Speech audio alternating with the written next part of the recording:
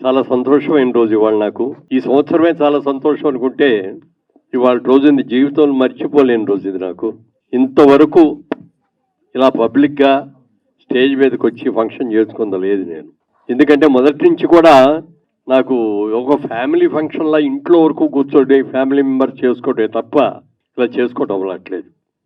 మెడ్రాస్‌లో ఉన్నప్పటి నుంచి కూడా ఆ రోజు హీరోలుగా వేసే రోజుల్లో కూడా జన్మదినం అని జరుపుకోకుండా అక్కడున్న బాయ్స్ హాస్టల్స్కి, గర్ల్స్ హాస్టల్కి, లేకపోతే డిజబిలిటీ ఉన్న వాళ్ళకి, మెంటల్లీ రిటార్డెడ్ పీపుల్కి వాళ్ళ స్కూల్స్ ఉంటే ఆ స్కూల్స్లోకి వెళ్ళి వాళ్ళందరి మధ్యలో వాళ్ళందరికీ కూడా భోజనం పెట్టి వాళ్ళతో కలిసి కూర్చొని భోంచేయడం అనేది నాకు అలవాటు.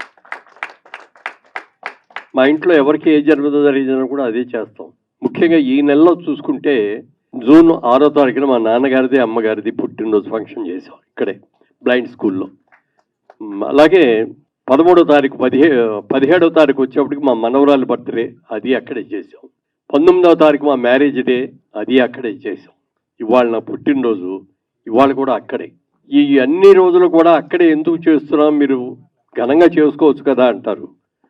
ఘనంగా చేసి ఖర్చు పెట్టి చేసేదానికంటే అది ఆకలిగా ఉన్న వాళ్ళకి, మరి సమాజంలో ఇబ్బంది పడుతున్న వాళ్ళకి, దేవుడు సృష్టిలో కొంతమందిని బ్రహ్మాండంగా పుట్టిస్తే కొంతమందిని అంగవైకల్యంతో పుట్టించడమో, లేకపోతే విజువల్ బ్లైండ్నెస్ ఉండటమో, ఇట్లాంటి వాళ్ళు ఎంతోమంది ఉన్నారు.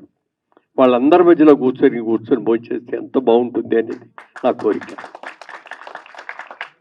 ఈ బ్లైండ్ స్కూల్కి వెళ్ళినప్పుడు కూడా నేను వడ్డిస్తా అంటే పక్కన వచ్చాను ఒక ఆయన అడిగారు వాళ్ళ లెక్చరర్ గారు, మీకు ఎవరు వడ్డిస్తున్నారో తెలుసా అండి అన్నారు.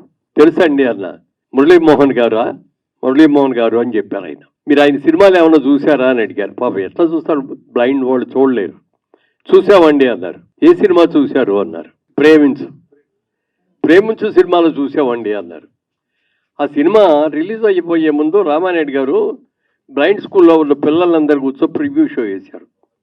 ఆ సినిమా చూసి వచ్చిన తర్వాత బయటకు వచ్చిన తర్వాత వాళ్ళందరూ కూడా దృష్టి లేని వాళ్ళు కూడా కళ్ళెమంట నీళ్లు పెట్టుకుంటూ బయటకు వచ్చి అందరినీ అభినందించడంతో పాటు నా దగ్గరకు వచ్చి నన్ను అందులో ఆ బ్లైండ్ గర్ల్ ఫాదర్ క్యారెక్టర్ నేను వేశాను.